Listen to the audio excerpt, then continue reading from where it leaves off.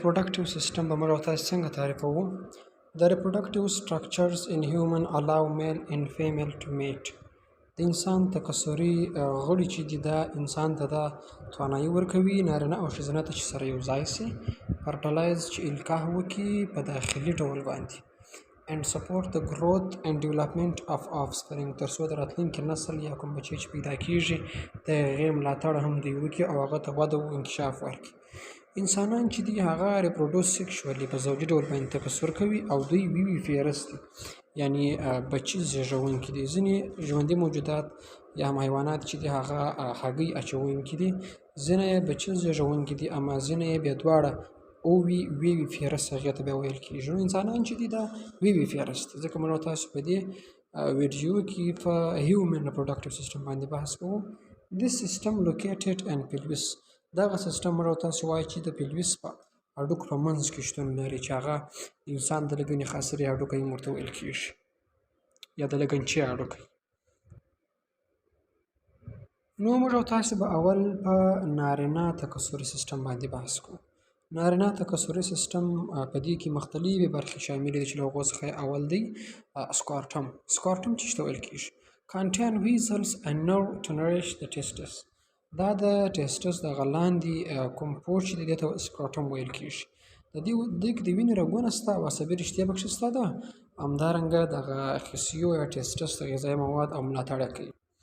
دوم چې دی هغه ټیسټس دی د وظیفه بیا چې ده پروډیوس سپرم بای مایوسس اینډ سیمینیفیرس ټیوبلز. دوی په خپل ځان کې که چېرې موږ تاسو ټیسټس داسې وګورو په دې کې داسې تاو تاو رګونه شته. د هر پایپ ته یې موږ تاسو وایي سیمینیفیرس ټیوبل یا ټیوب، په دې کې سپرمونه جوړېږي. دغه هر ټیسټس چې دی دا 900 دانې دغه ټیوبونه یا پایپونه لري چې د هر دانه یې 15 سانتي متره اوږد دی. نو د ټیسټس وظیفه چې شوه د سپرم جوړول شو. دریم بیا اپیډایډیمس دی. اپیډایډیمس وظیفه بیا چې شي ده سټور اینډ میچور د سپرم. د دې وظیفه بیا دا ده تاسو دلته وګورئ د ټیسټس دغه ته ویل کېږي اما به د سربیرن چې کوم پوښ داسې تاو شوی دی دې ته بیا اپیډایډیمس ویل کېږي. اپیډایډیمس بیا دغه سپرم تغذیه هم ورکوي او بلوغ ته هم رسوي. څلورم بیا واز ډیفرنس دی ټرانسمیټ د سپرم ټو امپولا. دا بیا دغه کوم پایپ چې له اپیډایډیمس څخه راغلی دی و دې ځای ته دې ته بیا څه ویل کېږي واز ډیفرنس ویل کېږي چې سپرم له اپیډایډیمس څخه انتقالوي او واز ډیفرنس دی وایي. همدارنګه پنځم چې دی هغه سیمینل ویزیکل دی. پروډیوس سیمینل فلویډ. سیمینل ویزیکل موږ تاسو وایو چې په همدې ځای کې دلته شتون لري. دا وګورئ په دې رنګ باندې دغه سربخوند رنګ چې دی دا سیمینل ویزیکل دی. د دې وظیفه بیا دا ده چې سیمینل فلویډ جوړ کړي. سیمینل فلویډ کې اوبه شته، همدارنګه مختلف فرکټوز شته تر څو دغه سپرم دا ګوري کانټین فرکټوز فار نورشمنټ اف د سپرم. په دې کې د فرکټوز کم شته چې دغه سپرم تغذیه ورکوي تر څو ژوندی پاتې شي مړ نه شي. په میل ریپروډکټیو سیسټم کې شپږم مهم غړی چې دی هغه یا برخه چې ده هغه پروټسټاټ ګلینډ دی. پروټسټاټ ګلینډ یا غده دا بیا کوم ځای ته ویل کېږي؟ دا بیا د سیمینل ویزیکل څخه راوروسته په همدې ځای کې دلته د پروټسټاټ ګلینډ شتون لري. د پروټسټاټ ګلینډ وظیفه چې ده پروډیوس پروسټاټیک فلویډ. لکه څنګه چې سیمینل ویزیکل سیمینل فلویډ جوړوي همدغسې د پروسټاټ ګلینډ پروسټاټیک فلویډ جوړوي چې یوه وظیفه یې دا ده چې سپرم سره په رسولو یې کومک کوي او بل د پروسټاټ وظیفه دا ده چې سپریټ سپرم اینډ یوراین فیتوي د تشو بولو او همدارنګه د سپرم د وتلو په وخت کې د دوی د یو او بل لار بیلوي. نه پرېږدي چې مثلا د تشو بولو د وتلو په وخت کې سپرم ووځي او یا د سپرم د وتلو په وخت کې تشې بولې ووځي. اووم بیا کافر ګلینډ دی. کافر ګلینډ بیا د همدې پروسټاټ ګلینډ څخه وروسته یو دانه کوچنۍ غده شتون لري په همدې ځای کې دا بیا کافر ګلینډ دی. پروډیوس د میوکس فار ساپنینګ اف د سپرم وی. دا بیا د سپرم لار اسانه کوي تر څو دا شویه پاتې شي او دغه سپرم کې جریان وکړي. اتم چې دی هغه فینس دی. کانزسټ اف ارکټایل ټیشوز. دا بیا له منقبض کېدونکو انساجو څخه جوړ دی چې ټرانسمیټ د سپرم ټو ویجینا. سپرم انتقالوي په کوم ځای ته؟ ویجینا. In an ejaculation 2.5 then 3.5 cc په یوه انزال کې له 2.5 څخه تر 3.5 سسي پورې سپرم خارجېدای شي. البته سپرم نه بلکې دغه ټول که سپرم دی که سیمینل فلویډ دی دا ټوله وځي. اوس نو په دغه 2.5 څخه تر 3.5 سسي کې د سپرمونو تعداد 400 میلیونه وي. اوس نو سپرم پروډیوس دغونه سپرمونه تولیدېږي نو 400 دانې په دا هر سسي چې دی دا 120 میلیونه سپرمونه لري. نو که په دا هر سسي کې تر فقط 20 میلیونه پورې سپرمونه کم جوړ سي یا کم یې دې ته به موږ تاسو وایي انفرټیلیټي یا شنډتوب. اوس دغه سپرم چې ته ویل کېږي سپرم خپله هپلویډ سیل دی. هپلویډ سیل دا معنی چې په دې کې د کروموزمونو یو سیټ شته. ډیپلویډ بیا دې ته ویل کېږي چې کروموزمونه داسې په جوړوي شکل باندې پکښې خو په سپرم کې کروموزمونه په انفرادي شکل باندې consist of flagellum as a tail. دوی یو فلاجیلم لري. دلته وګورئ داسې لکه لکۍ په رقم باندې دې ته فلاجیل ویل کېږي. and an egg that contain mitochondria او هم یوه غاړه لري چې په دغه غاړه کې مایټوکاندریا اورګانیلز چې هغه انرژي برابروي. او هم دوی سر لري. سر یې جنیټیک مټریل لري ځکه دلته هسته ده. په هستې کې کروموزمونه دي دغه هپلویډ کروموزمونه چې دا بیا راتلونکي نسل ته انتقالیږي. An acrosome contain lysosomal enzyme that can digest the protective covering that surround the egg to help the sperm penetrate the fertilize the egg. دلته د سپرم سر که چیرې موږ تاسو وګورو په دې کې د اکروسوم لایزوزایم انزایمونه شته. دغه لایزوزایم انزایمونه کله چې دغه سپرم و تخمې ته رسیږي کله چې تخمې ته ورسي د تخمې دغه دیوال چې دی دا سخت د دغه دیوال د حل کولو لپاره تر څو سپرم هلته ننوځي دغه لایزوزایم انزایمونه خپل کار کوي تر څو هلته سپرم داخل شي او فرټیلایزیشن صورت ونیسي. نو اوس موږ تاسې راځو فیمیل ریپروډکټیو اناټومي ته یعنې ښځینه تکثري جوړښت د هغې د سیسټم. په ښځینه تکثري سیسټم کې دوه برخې موږ تاسې وایو. یو اکسټرنل اناټومي وایو او بله بیا انټرنل وایو. په اکسټرنل اناټومي کې اول چې دی هغه مونز پیوبیس دی. مونز پیوبیس د همدې دغه سربیرن هډوکي ته ویل کېږي. او دویم بیا کلیټوریس دی. کلیټوریس very sensory and stimulated by pictures. کلیټوریس بیا دلته وګورئ دلته په شکل کې معلومیږي همدغه پورتنی شکل چې دا کلیټوریس دی. د کلیټوریس چې دی دا ډېر حساس دی د نارینه د پینس په رقم باندې او د خارجي او داخلي فکټورونو په وسیله باندې دا تنبیه کېدلی شي. او همدارنګه دریم چې دی هغه لیبیا میجورا دی. لیبیا میجورا بیا د همدې دغه لویو شونډو ته ویل کېږي شاوخوا باندې چې کومې دي. لیبیا میجورا سیګریټ میوکس پر لبریکیشن دا بیا میوکس جوړوي تر څو دغه شاوخوا نور برخه شویه وساتي. څلورم چې دی هغه لیبیا ماینورا ده. سیګریټ میوکس پر لبریکیشن دا هم میوکس مواد جوړوي. پنځم چې دی هغه یوریترل اوفنینګ دی. یوریترل اوفنینګ بیا د تشو بولو د وتلو ځای دی چې هلته څه کېږي تشې بولې وځي خارجېږي. همدارنګه بل بیا دی هایمن کلوزډ نیچرالي. هایمن یا د بکارت پرده چې دی دا په طبیعي ډول باندې بند دی خو د منسټرل سایکل یا انټرکورس په وسیله باندې کېدای شي دا وشلېږي او فری سي تر څو وینه د باندې ووځي.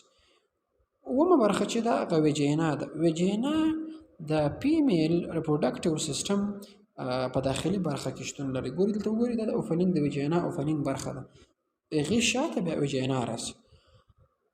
اتم چې دی هغه اکسکریټ د فیسس. دلته وګورئ دا د انس یا مکا ده چې له دې څخه بیا هغه ایته مواد وځي یعنې دا بیا د هضمي سیسټم تر ټولو هغه وروستۍ برخه ده. اوس یې موږ تاسې راځو انټرنل اناټومي ته یا داخلي جوړښت ته چې په هغوی کې موږ تاسې ویلې وه اول ویجینا ده. ویجینا چې ده هغه 10 سانتي متر اوږدوالی لري او میوکسي حجرې لري. پروډیوس میوکس دې میوکس جوړوي چې پی ایچ یې له 4 څخه تر 3.5 پورې دی یعنې تیزابي پی ایچ لري. پتوجنز آر کیلډ دغه تیزابي پی ایچ د دې لامل کېږي تر څو پتوجن پکښې ووژل شي. دوم چې دی هغه سرویکس دی اورنیک. سرویکس چې دی دا غاړې ته ویل کېږي. ترانسفر د سپرم ټو د یوټرس فرام ویجینا. دوی بیا سپرمونه له ویجینا څخه انتقالوي ورحم ته یا یوټرس ته انتقالوي. همدارنګه دریم چې دی هغه یوټرس دی یا رحم supports the developing embryo and fetus during gestation. دی بیا د امیندوارۍ په وخت کې د رحم د کوچني د پرمختګ د غټېدو د ودې کولو لپاره ځای جوړوي، د هغې لپاره ځای دی. څلورم چې دی هغه اوویډاکټ دی. اوویډاکټ یا دې ته فالوپین ټیوبس هم ویل کېږي یا د فالوپین نلونه. دلته وګورئ په دې شاوخوا چې دغه دی او هم دې خوا ته راسته او چپه دواړه سته. فالوپین ټیوب بیا څه کوي؟ پاس د ایګ ټو د یوټرس. دوی بیا کله چې هګۍ له اورې څخه ایله سي دوی هګۍ راوړي ورحم درڅو بیا هلته د سپرم په وسیله باندې القاس. پنځم چې دی هغه اووري دی. اووري چې دی دا 1 pair and each side of uterus. د یوټرس هر څنګ ته یوه جوړه سته یعنې یوه دانه سته او دوی وظیفې لري. دوی اول produce egg by oogenesis. دوی هګۍ جوړوي د oogenesis د عملیې په وسیله باندې چې دا بیا ووایو. د بلوغ څخه مخکې تقریبا 5 میلیونه اګیانې د ښځینه جنس په اووریز کې. کله چې دغه نجلۍ پیدا سي په دې کې 4 لکه څخه تر 3 لکه دانې پورې پاتېږي، اما د بلوغ په وخت کې فقط 500 دانې ازادېږي، هره میاشت یوه دانه. دویمه وظیفه یې دا ده چې پروډیوس استروجن هورمونز. دا بیا هورمونونه هم جوړوي چې هغه بیا سیکنډري فیمیل کاراکټرسټکس په ښځینه جنس کې پیدا کوي چې هغه د وریښتانو راتلل دي، مثلا په غږ کې تغیرات دي، همدارنګه ځینې نور فزیکي لحاظ د بدن کې تغیرات دي چې دا ښځینه جنس بلوغ ته ورسېږي. اوس موږ او تاسې راځو منسټرول سایکل ته یا میاشتنی دوران. After birth 300,000 then 400,000 eggs and ovaries. لکه مخکې چې موږ او تاسې وویل د بلوغ څخه وروسته 300,000 څخه تر 400,000 پورې اګیانې په دغه تخمدانو کې 500 دانې فقط کولی شي چې رحم ته ورسېږي، هره میاشت یوه دانه. Each month an egg is released. په هره میاشت کې فقط یوه هګۍ ازادېږي. که چیرې دغه هګۍ القا شوه جسټیشن پیریډ شروع کېږي، یعنې د امیندوارۍ پړاو شروع کېږي. خو که چیرې نه سوه القا بیا میاشتنۍ مریضي پیل کېږي، یعنې د میاشتنۍ مریضي هغه اصلي پړاو شروع کېږي چې هغه منسټریشن فیز دی. اوس نو دغه میاشتنۍ مریضي 4 سټیج لري، 4 پړاو لري. اول پړاو ته موږ تاسې وایو منسټریشن یا حقیقي د حیض پړاو. په دې کې څه پیښیږي؟ ګورئ دا له اولې ورځې څخه تر 5مې ورځې پورې ده، یعنې 5 ورځې دا دوام کوي. thickened lining of uterus are no needed. ګورئ کله چې په دغه 4م پړاو کې دغه د رحم دیوالونه پنډ سي نو چې اوس هګۍ القا نه سوه نور دې ته ضرورت نشته دا پنډو ځایو ته. دا څه پکېږي؟ شیډس ترا وجینا. دا د وجینا څخه د باندې داسې وځي، وینه وځي. دغه وینه له 10 ملي لیټره څخه تر 80 ملي لیټره پورې ده. او ابډومینل کرمپس یا د سینې یا د نس دردونه هم ښځینه ته پیدا کېږي.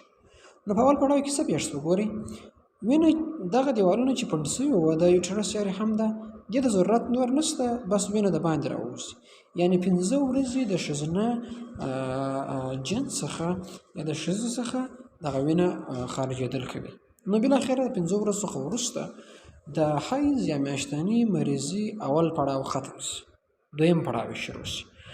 دویم پړاو ته موږ او تاسې وایو پولیکولر فیز یا پولیکلي پړاو. اول موږ او تاسې باید پولیکل وپېژنو. پولیکل چې دی دا هغه جوړښت دی په کوم کې چې دغه هګیانې شته. دا هر پولیکل بیا هګیانې ازادوي. Pituitary gland secretes FSH which stimulate follicles to mature an egg. اول د واره په نخامیه غده کې چې زموږ او ستاسې تر دماغ لاندې شتون لري دا قرار راولاړ سي FSH هورمون جوړ کړي، یعنې فولیکل سټیمولیټینګ هورمون. دغه هورمون چې دوی جوړ کړي دا ورواستوي و فولیکلز ته. هلته فولیکلز ته ووایي چې ته ماته یوه دانه هګۍ پخه کړه. کله چې پخه سوه فولیکلز سیکریټ استروجن سټیمولیټ یوټرس to develop lining of the blood vessel and soft tissue. نو کله چې هګۍ ازادېږي دلته دوی بیا استروجن هورمون جوړ کړي، هغه ورواستوي و دې رحم ته. دا رحم قرار بیا په پنډېدو باندې پیل وکړي. ځکه هګۍ ازاده شوې ده، نو اوس دغه ځای باید ورته فنډ شي، که چیرې سپرم راسي دا ځای به القاح کړي هګۍ، او دغه ځای به سپورټ به د هګۍ او د سپرم ځایګوټ وکړي. نو بالاخره دغه بیا چې دا بیا له تر 5مې ورځې پورې خو ګورئ دغه منسټریشن سایکل، له 6مې ورځې څخه بیا تر 14مې ورځې پورې همدغه کیسه شروع وي، فولیکولر فیز. اما په 3م پړاو کې یا په 3مه مرحله کې چې هغه له 19مې څخه تر 15مې ورځې پورې دی، اووالوشن پړاو دی یا د هګۍ د ازادېدو پړاو. پیچویټري ګلینډ بیا نخامیه غده څه کوي؟ سیکرټ لیوټینایزینګ هورمون کازز اووري ټو ریلیز ا میچور ایګ. دلته بیا دی اپی اس ایچ هورمون جوړ کړي، البته لیوټینایزینګ هورمون. دغه لیوټینایزینګ هورمون څه وکړي؟ قرار یوه دانه پخه سوې هګۍ ازاده کړي. چې فالوپین ټیوب، دغه هګۍ بیا چیرې حرکت کوي؟ فالوپین ټیوب ته حرکت کوي. egg will die or fertilize. دغه هګۍ کیدای سي یا مړه سي یا القاح سي. که چیرې سپرم پر وخت باندې ورته راورسېدی نو دغه هګۍ به القاح کړي، اما که نه ورته راورسېدی دغه هګۍ به سره د پنډ سوو دیوالونو د باندې اوسي. نو چې کله 15مه ورځ هم پای ته ورسېږي بیا یو بل پړاو شروع کېږي چې هغه ته لوټیل فیز ویل کېږي یا د ژړ جسم پړاو. کراپس لوټینم از ا فولیکل ویت ایگ. ګوري کله چې یو فولیکل او یوه هګۍ ازاده سي دې ته موږ تاسې وایو کراپس لوټینم. پروډیوس پروجسترون اینډ استروجن. کله چې دوی جوړ سي قرار پروجسترون او هم د استروجن هورمون هم جوړ سي. اف ایگ از فرټلایزډ. که چیرې دغه هګۍ القاح نو څه به کېږي؟ دین سپورټ پریګننسي. نو دغه دیوالونه قرار وار له مخکې لا پنډ سوي دي، بس د خیره به دغه هګۍ هم دلته راسي، په دې ځای پسې به وموښلي، نو د امیدواري پړاو به شروع سي. خو که چیرې نه سوه القاح کراپس لوټینم بریک ډاون، دغه کراپس لوټینم به څه به وسي؟ مات سي.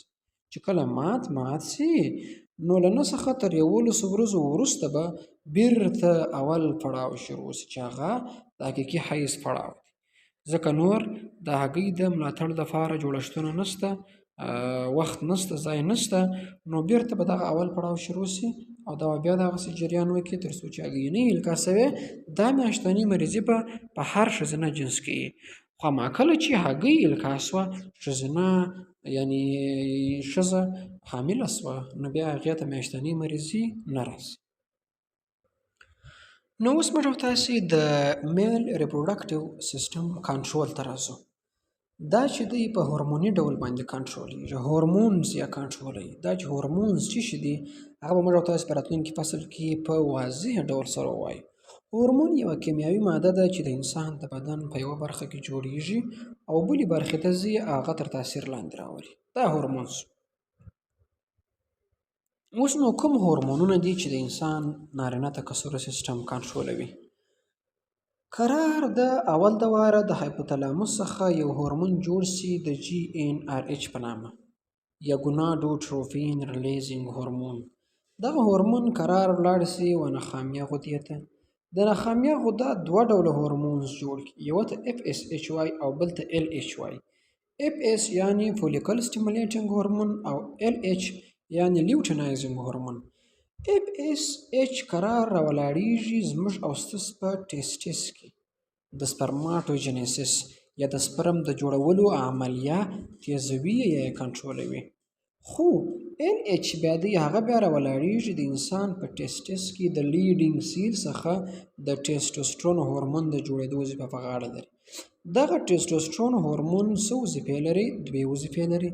یوه یې دا ده چې په انسان کې سیکنډري میل کرکټرز پیدا کوي، دویمي نارینه خصوصیات لکه د ویښتانو راتلل، د غږ ډبلوالی، د عضلاتو ډبلوالی، دا راځي پکښې. دویمه وظیفه یې دا ده چې دی راولاړیږي سپرماټوجینیسس یا د سپرم د جوړېدلو عملیه ګړندۍ کوي. نو په دا ډول باندې دا کنټرولېږي.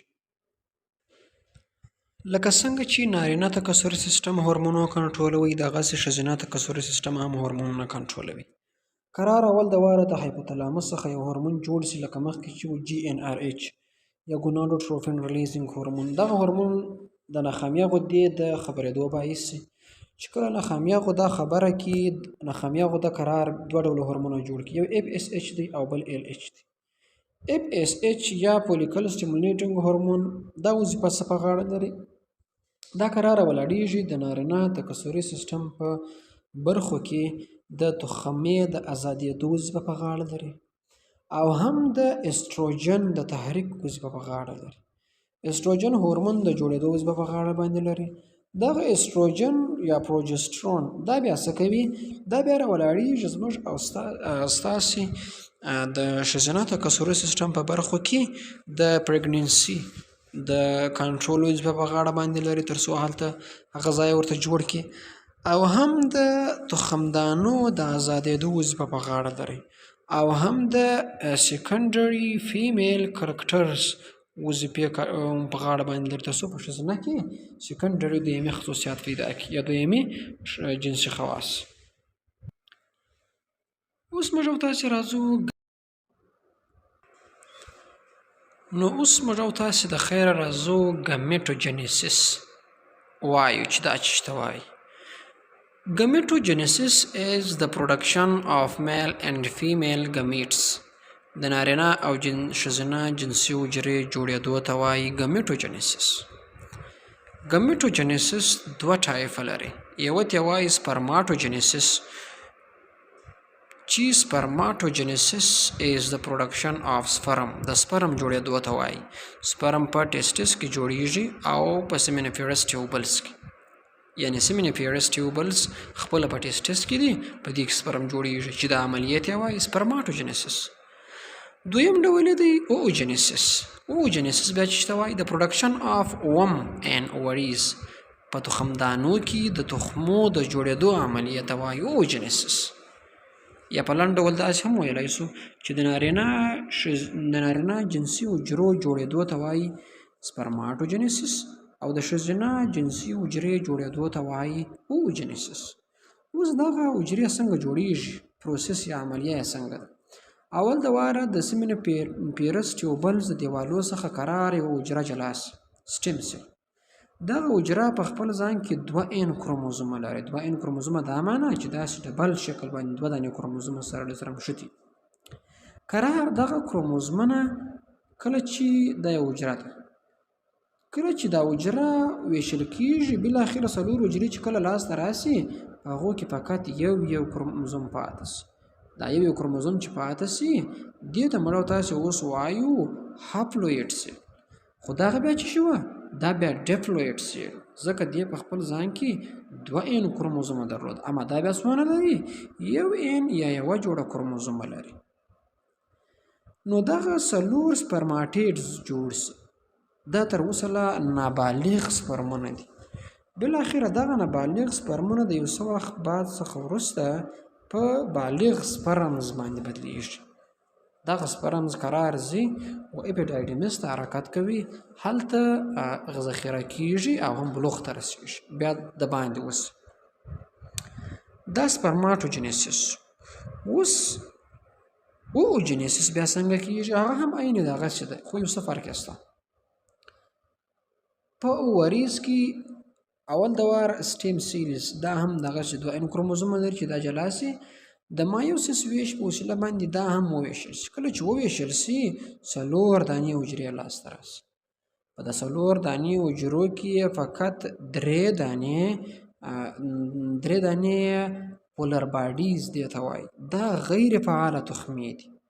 دا فقط په دې خاطر باندې جوړیږي چې دغه یوه حجره اصلي تخمه چې موږ تاسو وایو په هره میاشت کې یوه دانه ازادېږي، دې ته دغه کروموزومونه ورنمایي کړي، یعنې 1N یې کړي، 1N. ځکه که چېرې دغه 3 حجرې نه جوړېدای نو دلته خو دا حجره په خپل ځان کې د مثال په ډول باندې 2 کروموزوم لري. دا 2 کروموزومونه خو بیا بالاخره په 2 باندې بدلېږي، دا هر یوې ته 40 یعنې 23 جوړې ورسېږي. نو که چېرې اوس له دې څخه 2 حجرې هم لاسته راسي او له دې څخه هم 2 لاسته راسي، که چېرې لاسته را نه سي خو 23 جوړې پکې پاتېږي. نو که چېرې لاسته راسي 4 دانې حجرې به تولید سي، 4 دانې، 2 3 او 4. دا 3 دانې به فقط داسې وکړي چې دغه 23 کروموزومونه به ورڅخه واخلي او دا یوې ته به هم 23 دانې ورکړي. نو دغه یوه دانه بیا اصلي تخمه سوه او دا 3 دانې پلر باډیانې د هغه کار نه کوي. او بل ګوري دغه مایوسس 1 چې دی دا بیفور برث کېږي، یعنې له بلوغ له پیدا کېدو څخه مخکې. اما after puberty کله چې بیا ښځه بالغه سي بیا دغه اصلي هګۍ تولیدېږي یا جوړېږي او ښځه په هره میاشت کې یوه دانه هګۍ پکې آزادوي. اوس موږ تاسې راځو هیومن پریګننسي اینډ برث، د انسان حاملتوب او زیږون. یو ټیسټ دی د CGH په نامه باندې. CGH د څه شي مخفف دی؟ د کریونیک ګوناډوټروفین هورمون. دغه کریونیک ګوناډوټروفین هورمون هغه هورمون دی کله چې د یوې ښځې حاملتوب یا امیندواري ورباندې معلومیږي، یعنې که چیرې همدغه هورمون په دغه کې وو دې ته موږ تاسې وایو پازیټیو ټیسټ، یعنې دا ښځه حامله ده. اوس نو یو کوچنی سي پرمختګ کوي یا مکمل کېږي دا 9 میاشتې وخت نیسي. دا 9 میاشتې بیا موږ په 3 ټرایمسټره باندې ویشلی دي، یعنې 3 میاشتني باندې مو ویشلی دي چې 3 میاشتې دا یو ټرایمسټر دی، 3 دا بل دی او 3 دا بل دی، دا یې 9 میاشتې. دا هر ټرایمسټر کې جلا جلا پیښې رامنځته کېږي. اول موږ تاسې فرسټ ټرایمسټر وایي چې دا په دې کې اوله، دومه او درېیمه میاشت ده چې هفتې له اولې څخه تر 14مې په بر کې نیسي. په دې کې څه پیښیږي؟ limbs, hands, feet, fingers, toes will develop. په دې کې به څه پیښ شي؟ اطراف، لاسونه، پښې، ګوتې او د پښو ګوتې به پرمختګ وکړي. external air, teeth and reproductive organs develop. خارجي غاښونه او تکثري غړي به وده وکړي او دی به 12 انچه ته ورسېږي غټوالي باندې او وزن به 2 پاونډ یا 1 کیلو وي. بل به څه پیښ شي؟ fertilized eggs and plants to wall of the uterus. دغه القا سوې هګۍ چې کوم د سپرم په وسیله باندې ده دا به په دیوال باندې ځای ونیسي، د رحم په دیوال باندې به داسې ځای ونیسي. sac amniotic placenta also form. نو په قرار په دې باندې پلاسنټا به هم داسې شاوخوا جوړ شي. face, eye, heartbeat develop. مخ، سترګې، د زړه ضربان هم پرمختګ کوي. baby size is like a rice. دغه ماشوم اندازه د وریجې په رقم د یوې وریجې چې 680 ګرامه کېږي. limbs, blood, brain, sensory organ, digestive tract develop. اطراف او اطراف د غوټیو په شکل باندې داسې راوځي. دماغ او حسي غړي، عصبي سیستم هم په دې کې انکشاف کوي. cartilage replaced bones. قرار غضروف یا کړپندوکي راولاړېږي، هډوکي تبدیلوي، یعنې د هر غضروف په هډوکي باندې بدلېږي. نو په دې کې بس دا پیښ کېږي. په سیکنډ ټرایمسټر کې څه کېږي چې دا له 3مه، 4مه او 5مه میاشت په بر کې نیسي چې هفتې له 14مې څخه تر 10مې پورې. په دې کې څه کېږي؟ hair, eyelids, nail will develop. وریښتان، باڼه، همدارنګه نوکان دا پرمختګ وکړي. heart beat are audible by Doppler. د زړه ضربان به د ډافلر آلیه په وسیله باندې اورېدل کېږي. some women's reproductive organ visible by ultrasound. موږ تاسې کولی شو د الټراساوند په وسیله باندې په دې کې جنسي غړي او هم ځینې حرکات تشخیص کړو. nervous system develop. عصبي سیستم پکې انکشاف کوي. fingerprints develop. دغه د ګوتو نشان پکې انکشاف کوي. eyelids parted and can open the eye. دغه eyelids یا باڼوګان چې دا سره جلا کېږي او سترګه خلاصېدای شي. respond to stimuli. د مثال په ډول باندې وړانګې ته، غږ ته دا یعنې د یو عکس العمل ورته ښودلی شي. نو ځکه په دې وخت کې باید چې ښځه د ډېر غالمغال ځای څخه او بیا د مضرو وړانګو څخه له دې څخه باید وساتل شي.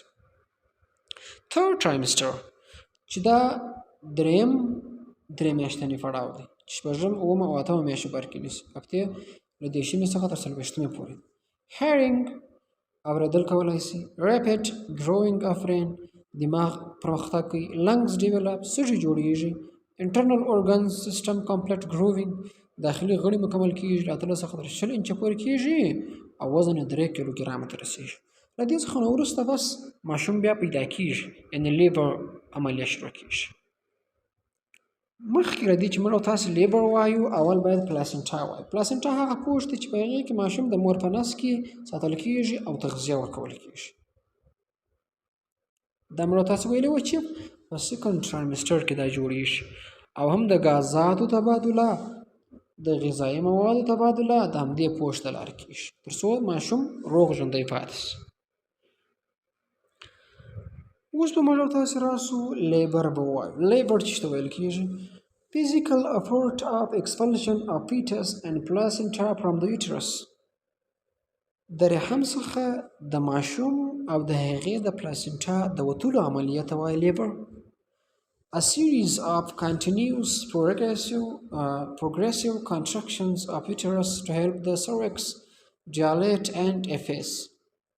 په دې کې مسلسل انقباضات پیښیږي سره ټینګیږي دغه رحم شاوخوا تر څو سروکس غټ سي او له هغې څخه دا ووځي. It stimulates the hypothalamus paroxytocin. نو دغه حرکتونه د دې لامل کیږي چې هایپوتلاموس خبر کړي. چې کله هایپوتلاموس خبر کړي هغه قرار راولاړیږي اوکزایټوسین هورمون جوړوي. اوکزایټوسین هورمون دغه اوکزایټوسین هورمون څه کوي؟ causes the muscle of uterus to contract. دا بیا قرار راځي د رحم په دیوالو باندې فشار اچوي تر څو هغه سره ټینګ سي. with suckling کله چې بیا ماشوم راولاړ سي د ښځینه جنس په تیانو باندې مثلا خوله ولګوي څه پیښیږي؟ هایپوتلاموس سیکریټ پرولاکټین. بیا هایپوتلاموس راولاړیږي د پرولاکټین هورمون جوړوي. له کوم ځای څخه؟ له anterior pituitary gland څخه چې بیا د دې دا راځي قرار د تیانو په غدو باندې هغه خبروي او له هغې څخه شیدې وځي ماشوم هغه خوري. اوس دغه لیبر چې کله وسي ماشوم پیدا سي تر دې مخکې دوه رقمه برت موږ او تاسې لرو. یو ته وایي مونو برت او بل ته وایي ملټیپل برت. مونو برت خو دا موږ او تاسې وویل دا اوس کله چې یو سپرم راولاړ سي یوه تخمه یې لکه کې د نارمل زېږېدو ته دې ته وایي مونو برت. مازینه وخت داسې کېږي چې د یوه کوچني پر ځای باندې 3 4 2 5 6 پیدا سي. دې ته بیا وایي ملټیپل برت یا څوګونی زېږون. having more than one offspring in a single pregnancy. په یوه امیندواري کې له یوه څخه د زیاتو کوچنیانو درلودو ته وایي ملټیپل برت. د ملټیپل برت فیکټرز څه دي؟ ولې دغه ملټیپل برت کیږي؟ اول advanced age of mother. کله چې مور په ډیر عمر کې کوچنی راوړي ډیر امکان شته چې دوه دانې پیدا شي. 30 and 40 of age produce more estrogen and more eggs. کله چې ښځه له 30 څخه د 40 کلنۍ پورته شي نو د په دې کې د استروجن هورمون د تولید کچه ډیریږي نو هغه د ډیرو هګیو د ایله کېدو باعث کېږي چې سپرم به هغه ایله کړي. دوم number of previous pregnancies. کله چې په تیر وخت کې د مثال په ډول باندې ډیر ځله امیندواره سوي هم ډیر امکان شته چې ملټیپل برت وشي. دریم هیریډیټي ارثیت افشي از ټوین. که چیرې دغه ښځه خپله یو ټوین یې هم امکان شته چې ماشوم 2 راوړي یا 3 راوړي. څلورم ریس افریکن مور ایشین لیس. یعنې په افریقایانو کې د ملټیپل برت کچه چې ده هغه زیاته ده اما په ایشین کې چې ده هغه کمه. نو دا یې لاملونه دي. اوس دغه په ملټیپل برت کې موږ تاسې یو موضوع لرو د ټوینز موضوع. ټوینز په 2 ټایپه باندې ویشل شوي دي. ټوینز وایي غبرګولیانو ته. دغه ملټیپل برت یو مونوزایګوټیک دی بل ډایزایګوټیک دی. مونوزایګوټیک یعنی آیډنټیکل ټوینز یا مشابه غبرګولیان ورته غبرګولیان. An egg fertilized by a sperm and separate into 2 sets of seeds. که چیرې یو سپرم راولاړ سي یوه تخمه یې نکاح کي خو دغه وویشل سي بیا په 2 برخو باندې. دې ته موږ تاسې وایو آیډنټیکل ټوینز ځکه د یوې سپرم په وسیله باندې یوه تخمه یې نکاح سوې. اوس نو دغه کوچنیان چې کله پیدا سي دا به میل یا به دواړه نارینه یي او یا به فیمیل یعنې به دواړه ښځینه یي. دوم بیا دی ډایزایګوټیک یا نن آیډنټیکل یا غیر مشابه. 2 eggs fertilized by 2 sperm. کله چې 2 سپرمونه راولاړ سي، دا یو سپرم دی او دا بل سپرم دی. 2 سپرم راولاړ سي، څه وکړي؟ دوی اګیانې القا کړي، دا یو اګي او دا بل اګي، دا چې کله القا کړي نو 2 دانې پیدا سو. واضح خبره ده. دا غبرګولیان به څه شي؟ دا به میل فیمیل یا به نارینه، یو به نارینه بل به ښځینه یو، دا پروبیبلیټي شته. ځکه که چیرې مثال په ډول باندې دغه د ایکس کروموزومي او والا سپرمي او دا د وای والا تخمه، البته داسې خو نشي کېدای ځکه ښځه چې ده هغه یوازې ایکس کروموزوم لري. نو داسې وایو. اوس ګورئ ښځینه خو دواړه د ایکس کروموزوم لري، دا هم ایکس دی او دا هم ایکس دی. اوس نو که چیرې دغه سپرم د وای والا یي، نو چې دا راولاړ سي، دا القا کړي، دا چې سو ایکس وای سو، نو دا چې سو هلک سو. سمه ده؟ او که دا بل بیا چیرې سپرم هم ایکس وي او هګۍ هم ایکس وي، نو دا د ایکس ایکس. وګورئ یو نارینه سو او بل ښځینه سو. او یا داسې هم کېدای سي که چیرې د مثال په ډول باندې څه پېښه وسي، دا به میل هم کېدای سي. میل څنګه کېدای سي؟ هغه داسې که چیرې دغه دواړه سپرمونه د وای والا کروموزومه وه، نو چې دواړه سپرمونه د وای والا دا به څنګه سي؟ ایکس او وای به دواړه سي، نو دا نارینه سو. نو کېدای سي چې دواړه نارینه هم سي، او یا کېدای سي چې دواړه فیمیل سي، دواړه ښځینه یي. هغه بیا څنګه کېږي؟ هغه دغه وخت کېږي کله چې سپرم هم د ایکس والا یي دواړه، هګۍ خو نو ده د ایکس والا، نو دا چې سو ایکس ایکس. نو چې دا ایکس ایکس سو، دواړه ښځینه سو، نو دا غبرګولیان سو. اوس موږ او تاسې راځو انفرټیلیټي، شنډتوب څه ته وایي؟ inability of person, animal or plant to produce by natural means with trying. کله چې د کوشش سره د حاملتوب یا د امیندواره کېدو د مخنیوي د وسایلو څخه ماسیوه، یعنې چې تا هغه نه استفاده کړي، ستا ښځه دغه نسي، البته حامله نسي، دې ته وایي انفرټیلیټي. یعنې انسان کوشش کوي چې بچی پیدا سي، خو امانه پیدا کېږي تر یوه کاله یا تر 2 کالو پورې. دې ته موږ تاسې وایو انفرټیلیټي. ولې دغه انسان شنډ کېږي؟ په دې کې هم نارینه فکټورونه شته او هم یې ښځینه فکټورونه شته. فیمیل فکټورز کې یو له هغو څخه دا دی چې اووالیشن پرابلمز، کېدای سي د تخمګذاري پرابلمونه ولري دغه ښځه، ځکه چې نو اناف هورمونز، کافي اندازه باندې هورمونونه نسي جوړولی، میچر بالغه کېږي نه تر څو یوه صحتمنده هګۍ ازاده کړي. دوم اناټومیکل پرابلمز، مثال په ډول باندې بلاکډ فالوپین ټیوب، که چیرې دغه د فالوپین ټیوبونه چې د رحم په شاوخوا باندې داسې تاو سوي دي، که چیرې دغه بند سو، نو بهر هګۍ رحم ته نسي تللی، چې نه ولاړه نو خو شنډه سوه. سکار ټیشو اینډ د پیلویس، او یا که د پیلویس په شاوخوا باندې سکار ټیشو پیدا سي، دا هم د امیندواري مخه نیولی سي. دا بل لامل. دریم endometriosis, scar tissue to form and defect fertility. دا که چیرې د رحم په شاوخوا باندې سکار ټیشو پیدا سي، تخریب شوي انساج پیدا سي، هم د امیندواري مخه نیولی سي او بیا ښځه نسي توانېدلی چې کوچنی راوړي. څلورم انفیکشن، ځینې انتانات یا میکروبي حملې هم کولی سي چې ښځه دغه کې شنډه کړي، لکه چې شي pelvic inflammatory disease یا PID caused by bacteria. It causes scar tissue to grow between organs. دغه PID مریضي چې کله بکټریا رامنځته کړي، نو دا پر هم په شاوخوا باندې سکار ټیشو پیدا کوي. چې سکار ټیشو پیدا کړه، د حاملتوب مخنیوی کېږي، ځکه هلته مزاحمت ورته کېږي، بیا تخمه نسي ازادېدلی. پنځم immune system problems. Antibodies may fail to recognize a pregnancy.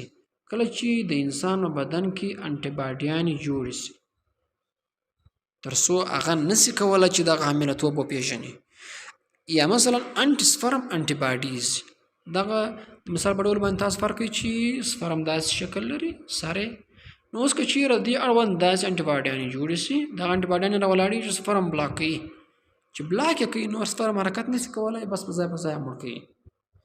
which attacked and destroys sperm. دې لامل بیا چې د دې بیا اوټو ایمون ډیسارډرز دي، یعنی AID، چې دا بیا د انسان خپل ماپیتي سیستم راولاړ شي، د انسان په خپل حجره باندې حمله وکړي. دا په میل پکچرز. دومې بیا میل پکچرز دي، په نارینه کې بیا پکچرونه څه شي؟ اول low or absent sperm production. کله چې د انسان په 2.5 څخه تر 3.5 سیسي چې موږ تاسو ویله په دې کې د سپرمونو تعداد ګوري سوی 400 میلیونه، په هر سیسي کې د دې تعداد رسیدي 120 میلیونه. اوس نو که چیرې په د هر سیسي کې د سپرمونو تعداد د 20 میلیونه څخه کم سو، دې ته موږ تاسو وایو د نارینه شنټ کېدل. دغه نارینه بیا نسی کولای چې تخمه القا کې سپرم او بچی راوړي. دا یو لامل چې سپرم کم شي. دوم abnormal sperm function. سپرم سم وظیفه نه سرته رسولی. sperm must be able to swim and penetrate the egg. ځکه دا سپرم باید چې لامبو وهي او بالاخره هګۍ ته ځان ورسوي. اوس نو که چیرې سپرم خپله سره کوږ وږي خرابي، شکل یې سم نه وي، د مثال په ډول باندې جوړښت یې سم نه وي، یا مثلا 2 دانې دغه ولري، فلاجیل ولري، یا فلاجیل مثلا نه ولري، نو دا بیا هم تخمه نسي القا کولی. هورمون disorders can affect sperm production and fertility. که چیرې د انسان بدن کې ټیسټوسټرون هورمون هم کم سي، تولید سي، انسان شنټ کیږي. chromosome defects are linked to male infertility. مثال په ډول باندې کروموزومو ګډوډیانې، کله چې د انسان بدن کې د کروموزومي ګډوډي منځته راشي، د مثال په ډول باندې هغه کروموزومونه چې د انسان جنونه چې د انسان بدن کې د فرټیلیټي وظیفه په غاړه لري، د هورمونو وظیفه په غاړه باندې لري، هغه جوړ نسی، انتقال نسی، نو هم نارینه نسی کولی چې اولاد راوړي. بل چې شي دی immune system problems. A man may have anti-sperm antibodies. یعنی یو سړی کېدای سي په خپل بدن کې د خپل سپرمو پر ضد باندې انټي باډیانې ولري او هغه یې بلاک کوي، چې دا هم AID کې راځي یا اوټو ایمون ډیسارډرز کې راځي. اوس ځینې نور شیان هم شته چې د انسان فرټیلیټي متاثره کولی شي، لکه lifestyle habits can also affect sperm quality and function. د انسان د ژوند دغه عادات، خویونه او د ژوند ترتیب هم دا متاثره کوي، لکه use of recreational drugs such as marijuana or cocaine. د ماریجوانا یا د کوکاینو استفاده کول چې دا نشهیي مواد دي، دا هم د انسان وچ کوي یا مثلا شنټ کوي. heavy alcohol use، که چیرې انسان ډیر شراب استفاده کوي، smoking، سیګریټس کول، چرس کول، هیروینز کول، taking certain medicines، د ځینو دواو اخیستل، too much heat to the genital areas، که چیرې د انسان د کڅوړې برخو ډیر ګرم وساتل سي، او بیا د مثال په ډول باندې هغه ډیر داسې شیان واغوستل سي چې هغه ګرموي یا هم تنګ کوي، هم د شنټ کېدو لامل کېدای سي. or using a hot tub، یا مثلا د ډیر وخت لپاره په یو ګرم ټب کې لمبېدل، لمبازي کول، دا هم کېدای سي چې انسان د شنټ کېدو باعث. نو دا زموږ او ستاسو د همدې سیستم درس.